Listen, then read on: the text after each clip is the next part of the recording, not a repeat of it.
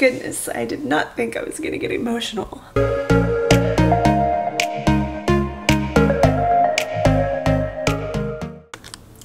Look at that, I look like little alfalfa. What are you doing? Oh no. Good morning, vlog.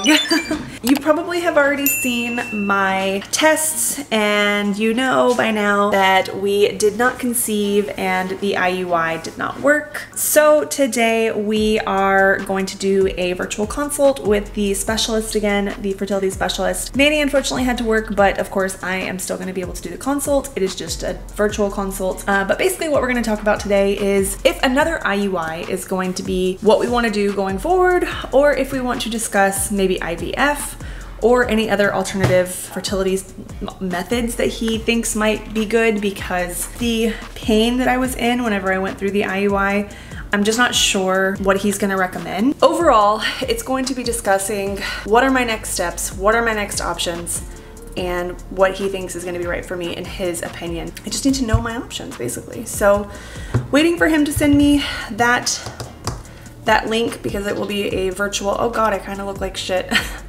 Should probably brush my hair because he will be seeing me.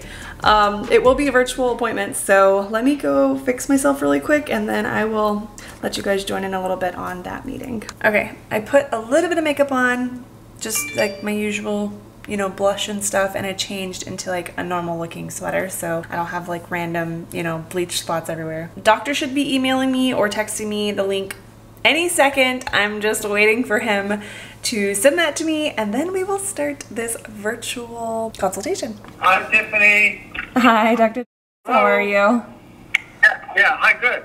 How are you doing? I'm good, thank you. And we had the IUI, that was going on about 2.5 weeks ago, and so I did start my period yesterday, so it didn't work. Sorry. That's okay. I'm sorry. Which is kind of why I'm calling today, because I just kind of wanted to discuss the options that we have going forward from my IUI and even the HSG. I mean, they were just very, very painful. You mean having the catheter go inside you? Yes, Doctor. If you remember, I know you had one right before mine and it went very smoothly, and then you came into the room and you did mine, and you used several catheters, and you even had to use the ultrasound, and it was just very, very painful. Yes. I wanted to ask you also, at this point, just from research that I've been doing myself, do you think that it's possible that I may be suffering from cervical stenosis? Is that something that you would be able to diagnose, or is that something that I need to go to a general practitioner for? I mean, as long as you have a period, then obviously the cervix is open. Okay. But to put instruments inside you is the challenge. Right. You know, unfortunately, I vividly remember now, and unfortunately, the options are to do it under sedation each time, or to do in vitro fertilization, and then we would just do the embryo transfer under sedation. Okay. Unfortunately, trying to dilate your cervix in advance is uncomfortable, and then with the success rate of IUI being about 8% per month, you know, obviously a lot to go through for a less than 10% success. Right, right. Okay. So then you're leaning more towards maybe IVF, given the circumstances. You know, the way we make this call is based on your degree of discomfort with an office procedure, and the feasibility really of having to put you under sedation, which is probably the only way that you're going to be able to tolerate the procedure, and us to be able to more accurately place the catheter inside by doing more manipulation that you would probably not be able to tolerate while you're awake. Okay. I know that you have two separate coordinators, so I've spoken with Katrina. Do you have an IVF coordinator that might be able to call me and just kind of go over the steps? Absolutely. That's Christina. I'll make sure she connects with you today. Okay. Okay, perfect. Well, I guess I will talk over with Manny kind of everything that we discussed today. So you're saying that though the only way to go through procedure at this point you would recommend would be under sedation. Even for IUI, I mean, that was just so painful for me to see you in that condition, and so uncomfortable for you. Yeah. To have to endure that. that I think it's not fair and it's not appropriate to go through something like that again. Okay. Yeah, I agree. Okay. Tiffanie, that was heroic of you to have to endure that. I mean, that was really, really hard on you, and I felt so bad, I felt and you were hurting so much. If we did IVF, we would do it under sedation, that you would not feel that. Okay, well, like I said, I guess at this point I would like to talk to Manny just about everything. I would really, really like to talk to Christina and even possibly Nikki about financing options that we might have through you guys. Of course. Okay. I appreciate your rationale of looking at this, stepping back and looking at the big picture. And I do think that this is, a special circumstance that would prompt moving to IVF much sooner than typical. Yeah. I can tell you, I'll pray for you and do absolutely everything I can. Thank you, Dr. I really appreciate that. All right, Tiffanie, have a great day. Thanks, you as well. Bye-bye. Bye.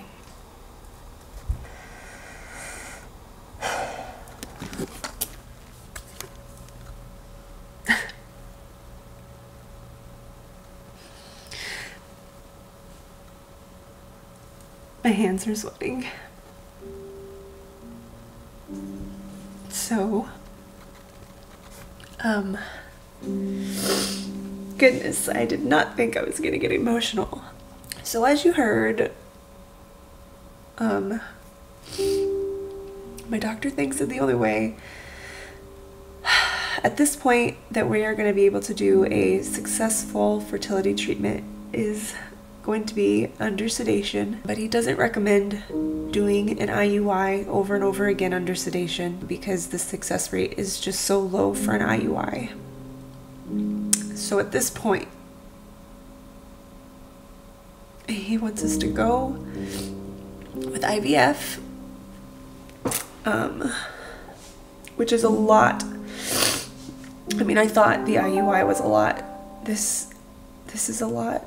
I mean, it's shots and blood work. It's a lot.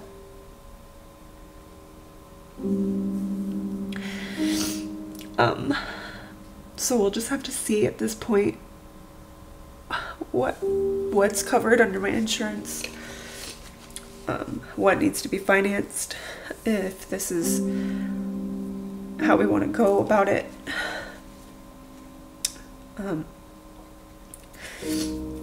So yeah,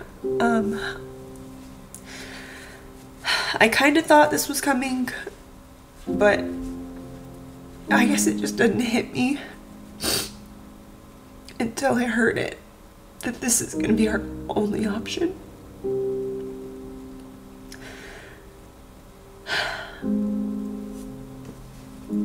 So the IVF coordinator is supposed to call me today at some point, and she'll just go over the steps and everything that the office provides, and oh my goodness, never in a million years did I think it would be so difficult. And I tried so hard, you know, to prevent pregnancy all the way through my college years because we had already had one baby and we were like, no, let's be careful, we can't do that right now. And now it's like, I would give anything. Man, I really didn't think it was gonna hit me like that until it all just hit me like that. And it took him a second.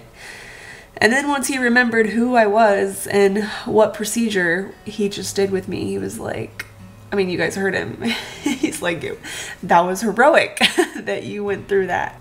Oh my goodness. So at this point, IVF seems like our only option, like I said. So we will see the steps, we will see the cost, we will see everything, because, I mean, on top of just everything else, I hate needles. You guys know this. I freaking hate needles. And I will have to do 10 days stabbing myself. This is just crazy. I don't know how that's gonna go, because if you've been watching my channel for any amount of time, you'll know, like, needles and blood work. I just hate it. I hate it. I have such a fear of needles, and it's so silly, and I cannot control it. And to stab myself, I just... Oh my gosh. The doctor's super nice though. He is a gem. He's such a sweetheart, and I know that he'll do everything he can for us to you know, give us a successful pregnancy. So I'm just gonna breathe. I just gotta take one day at a time, one step at a time. Yeah. So once the IVF coordinator calls me, I will probably vlog it a little bit for you guys too, and we will go from there. I'm gonna call Manny and probably cry with him again, because anytime I talk to Manny and I'm emotional, he's always like, "What's wrong, baby? I can hear it." And then I just so I won't be vlogging that. So I'm gonna call him, and I'll let you guys know how it goes with the IVF coordinator, and I'll let you guys know what we decide, because we may just decide not to do any of it, and that's okay too, because I don't need a reason. It's okay not to want this, and it's okay to want this. Either way, it's okay. My name is Susan. How can I help you today? Hi Susan, my name is Tiffany. I just had a quick question regarding my coverage. I'm trying to see if fertility care is covered, specifically the IVF route. Okay, absolutely, ma'am. I can definitely assist you with that information. Is it okay if I ask you a few questions? Sure. Okay, so infertility treatment or services are not covered through your benefits. Not covered whatsoever? Yeah, not covered at all. That's not a part of a covered services. All right, well, Yes, thank you so ma'am. much for the information. I appreciate it. How are you? I'm good. How are you doing? I'm doing well. So I did get a message from that you had some questions. And so he recommended going the IVF route just because of the success rate. You know, going IUI is, you know, only a 10% at most. And so, you know, the circumstances that we have, he just thought that IVF would have been a better decision for us. And so I just kind of wanted to know kind of the process, what we can expect, if you have any like information maybe that you can send me via the email to kind of look over with my husband, and any of the finances that you have. Really, as far as the whole process goes, everything gets started with a period. You would be placed on birth control pills just to sync you to our dates, because our lab is only open 2 weeks out of the month. Okay. So you're typically on birth control for 2 to 4 weeks, somewhere within that area. Okay, so to sync the cycle. I gotcha. Okay, so today is technically day 1 of full flow. So at this point, if we decided to go forward with an IVF cycle, you're saying that Then you would need to start birth control pills on Friday. You would start meds in April. Meds in April. And by meds, you mean the injectables? Yes. You could just send me any information. I know you just kind of briefly told me, you know, this is kind of the rundown. Start birth control, and then the injectables and the retrieval, and then there would be a transfer at that point. Just any brochures that you had, that would be great, just so I can look over it with my husband. Well, thank you so much for following up. I appreciate it. Yeah, you're welcome. Did he mention at all, like, doing the transfer under sedation? Yes. So, so yes, both would have to be under sedation, the retrieval and the transfer. Okay. Let me just make a note of that. All right. Well, touch base with Nikki, and then let me know what you want to do. Okay, perfect. Thank you, Christina. right. I appreciate it. You're welcome. Have a great day. You as well. Bye-bye. I sent it, so you should have it any second. Yes, so it looks like standard IVF price list. I've got it here. Okay, so 11,000 is what? Yeah, so it's 11,150. Mm-hmm. But I try to be very upfront and honest. That's what you're paying to us. Mm-hmm. But you're going to have medication and anesthesia and things like that. So I tell people to be prepared for about 18 to 20,000. Okay. Well, thank you so much, like I said, for all the information, and I will look forward to hearing from you soon, or talking to you soon. Absolutely. If you need anything, you just call me. I sure will. Thanks, Nikki. Thank you. Mm-hmm. Bye-bye. Bye.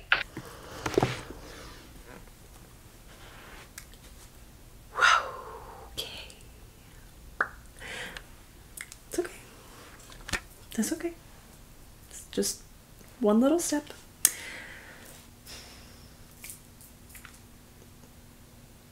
Okay.